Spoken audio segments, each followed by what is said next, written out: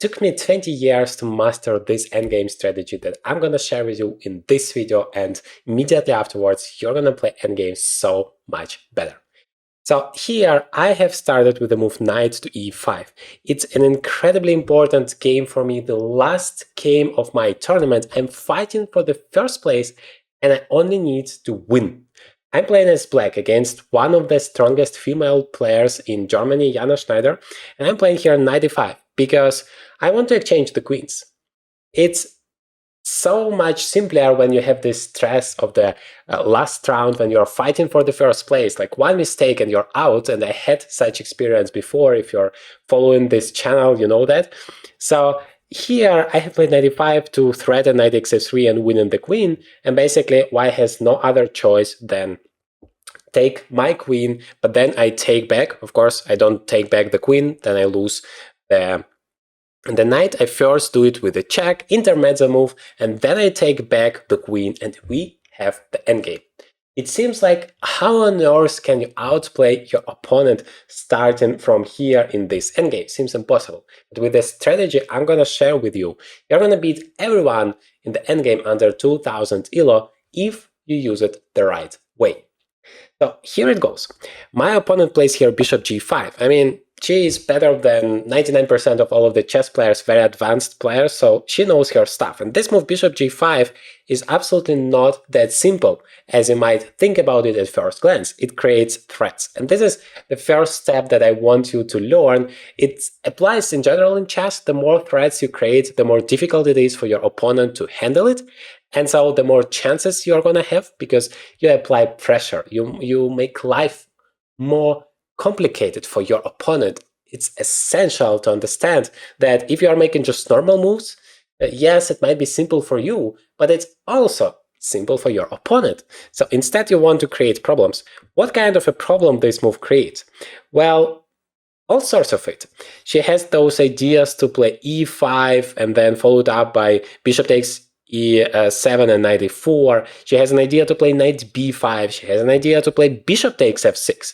Bishop takes f6 is, I think, the most difficult part here, because if you think about it, let me make a normal move, I don't know, let's say h6 I play. You take it white, and normally you would say, well, I have a bishop against the knight. Isn't that great? Because I have pawns on both sides of the board and bishop is stronger. Well, it so much depends on the activity of your pieces. If your piece is active, then it's a cool piece. For example, if you give me one tempo and I play bishop d4, then it would be a cool bishop. But in this particular case, white immediately shuts it down with the move e5, and yeah, it doesn't matter if I go to g5 or e7. White plays knight e4 here. And the knight in the center of the board is just an amazing piece, because it covers so many squares, creates so many threats. Bishop g5 is even worse, because then knight e4 will come with the tempo. And so this position is terrible for me. So the lesson to learn here, every single time your opponent plays a move, it's so important, and especially in the endgame. 99% of the players always blunder it, and that is why they lose their games. But it's essential to think, what is the threat? Every single time your opponent makes a move, try to understand what is the point behind that. Bishop g5 here creates seemingly, well, not a big threat, bishop takes f6, but if you think about it, if you calculate the variations afterwards, if, like, in terms of exchanges, you need to understand which pieces go away from the board, go off the board, but also which pieces stay on the board. That is arguably even more important, because if that knight is so beautiful in the center, whereas my bishop is so passive there, then I'm going to be in trouble. So to avoid all of that, I played here the move knight to d7, because I wanted to leave my knight and potentially get this e5 square for myself. But I was calculating a lot here. It's not that simple. Remember, I'm fighting for the first place, and the draw is likely not enough for me. I'm gonna share the first place, and I didn't have a good Bugelt, so I would have been second and potentially even third. That would be a pity. I mean, I'm currently in the lead in the tournament. It's a last round, so I want to try to play for a win. But how do I do that? I thought that bishop f4 It's very annoying because then it stops my knight to e5 idea. Again, if I play bishop f6, white has e5, and I thought that is the best chance. Again, the knight wants to come to the center. Surprisingly enough, my opponent quickly took here on e7. She just said, well, I wanted to exchange these bishops, that's all. Okay, that's kind of a relief for me. I take with the king. And this is something most of the players under 2000 don't understand. For example, my favorite opening in the field or defense, it happens very often that you get an endgame on move 3 because the queens are getting off the board. But people are saying, but you lose the rights to castle. Like, how do you do this? Why do you do it voluntarily? Well, you have to understand that the castles, like the purpose of castles, is to make sure that your king is secure. And you have to do that because you're afraid to get checkmated. That's normal. That's a normal human fear, because if you are getting checkmated, you're gonna lose the game. But without the queens on the board, you don't care that much about king safety anymore. It's almost impossible to imagine any fears for the king. So in such a position, you don't want to castle, you instead want to leave your king in the center because it helps you so much. It's controlling so many squares. It actually is a very important piece in the endgame. And so many players forget about it or don't use enough their king's activity. And this played a huge role in my success in this game. So my opponent played f4, which is a very reasonable move, because like I mentioned, my idea was to play knight e5, and she completely stopped it. Now, the next move is very instructive. The engine is not a big fan of it. I mean, it doesn't say it's a blunder or anything, but not the best move for me. But it's so illustrative here in terms of proving my point. Like, one of the best strategies, one of the main questions you should always ask yourself, especially when you don't know what to do. We all have such situations in chess where, okay, we are just not sure what to do in the position. You should ask yourself, what is your worst placed piece? And is there a way to improve it? How to improve it? In this position, yes, I haven't developed my rooks yet. And I do have one open file, so the simplest thing would be just to place one of my rooks to the open file. But the worst placed piece is actually this knight on d7. As I cannot play knight e5 after the move f4, it seems like it has no prospects. But now think, is there a way to improve it? Well, if you can just take this knight and put it on any square on the board, which square would it be? Like, of course, yeah, f3 or c2 would immediately win material, but like realistic, without your opponent blundering. That would be the d4 square. Unfortunately, you cannot just make this move. Your opponent will stop the clock, ask the arbiter, and you might have some difficulties.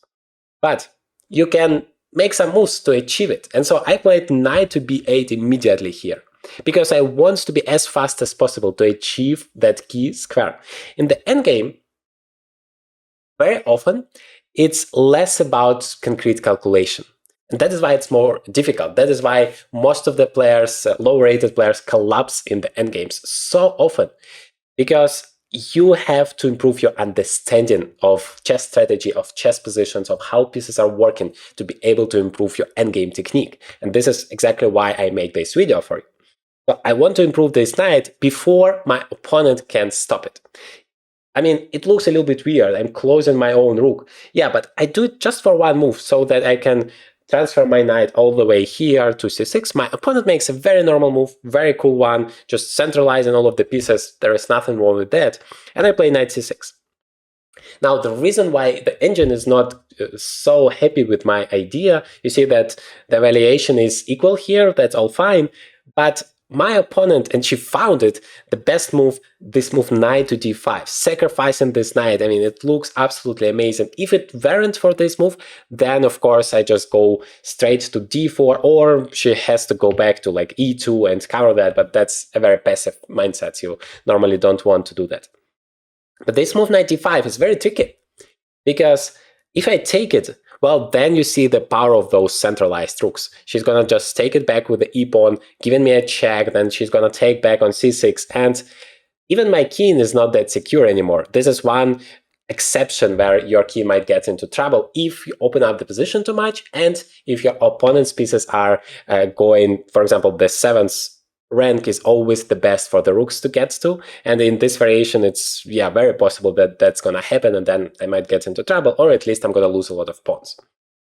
Thank God I have here the move king to f8. That's the only move, because if I go to the d file, knight b6 will be a discovered check and I'm gonna lose material. If I go to the e8 square, knight c7 again will be a fork, I lose my rook. So king f8, that's weird looking move, but it saves me and it makes sure that I don't lose anything here. Nevertheless, my opponent plays knight c7, the most active move. Like, you don't want to go back if you already came here. I play here rook to c8, and here another very instructive moment comes, because I was hesitating. I thought maybe I have to play rook d8, but it's less active. I don't really want to do that. But rook c8 is a desirable move. There is a problem with it though. What happens if my opponent plays here rook to d7? I mean, this rook is so powerful and my king is in trouble. Like, what do I do about it? There is one resource that helps me to get rid of all of the troubles.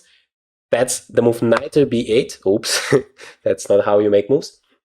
Knight to b8, attacking this rook, and the rook cannot go away because this knight will be hanging. Maybe not immediately, by the way, because there will be rook d8 check, but I'm gonna just step away with the king, and to say the least, I'm gonna solve all of my problems. Or I'm gonna even play a6, make sure that this knight cannot get away, then I'm gonna play king e7, and then I'm gonna win the knight.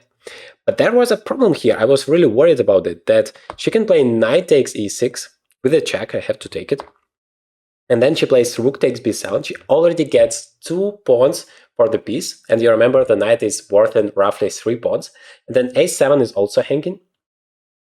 And the second rook is coming, rook d1, rook to, depending whether the knight moves or not, but just controlling that file. And remember that my rook on h8 doesn't participate in the game at all so far. So I was really scared about this line. I thought some lines like knight c6, knight d4, just giving up all of the pawns, but at least get some activity. Or maybe knight c6, knight d7, king f7, and then bring in my rook into the game. Remember, always and always want to develop every single one of your pieces, bring it to the game. But I still think that was arguably a good chance for my opponent, even though the engine says it's better for black, so I shouldn't worry about it too much. You might be wondering, what is this magic board I use in my videos? It's called Chess Not Evo, and I enjoy it so much. I have it for a year now. It completely transformed the way I play chess and I train chess, because I can play both on Lichess and chess.com online, but on a real board. It's a completely different experience and I enjoy it a lot. I haven't had any major issues, and that's my favorite product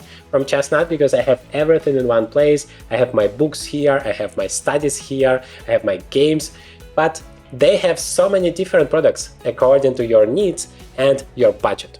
The best part is, of course, you can use the link in the description as well as the promo code Journey to Grandmaster to get a big discount on all Chessnut products. Now, back to video. So, okay, back to this position. I played rook to c8, and psychologically it's tough for my opponent. Like, you need to really sacrifice voluntarily your knight when the position seems to be good. You don't want to do that. And so she played knight to b5. But it's a little bit like helping me, executing my plan, because now I can just play king e7, which I did. I can finish my development and everything seems to be fine. Yet, still it's clear that white is more active. So the question is, how on earth do you win such a position? If you have to, if you want to, of course, we always want to play for a win. So this is exactly what I'm going to illustrate. Stay with me here. She played the move knight to d6, and that's another threat. She's attacking here the rook and the pawn. And so far, she's playing pretty good optically, but you see that the engine is not happy about it. It says that black is already better. Now, it's not that easy. I thought humanly that I shouldn't be worse here. Yes, this looks dangerous. I mean, the rooks are in the center, the knight is good, but I don't have any real weaknesses. My pawn structure is very healthy. This is what matters a lot. And I also have ideas, like this knight is still coming to d4. I improved, like if you imagine my knight is still on d7, that would be horrible. My knight is good here, it has prospects, I don't have any real troubles.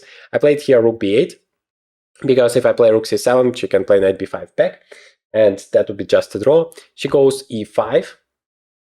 Now I play rook h to d8, because first of all I wanted to make sure I'm not in trouble. You see, the engine is not a big fan of this move, but it was important for me to stabilize the situation, and then once I feel like, okay, I'm totally out of trouble, then I can start creating threats. And that's exactly what happened.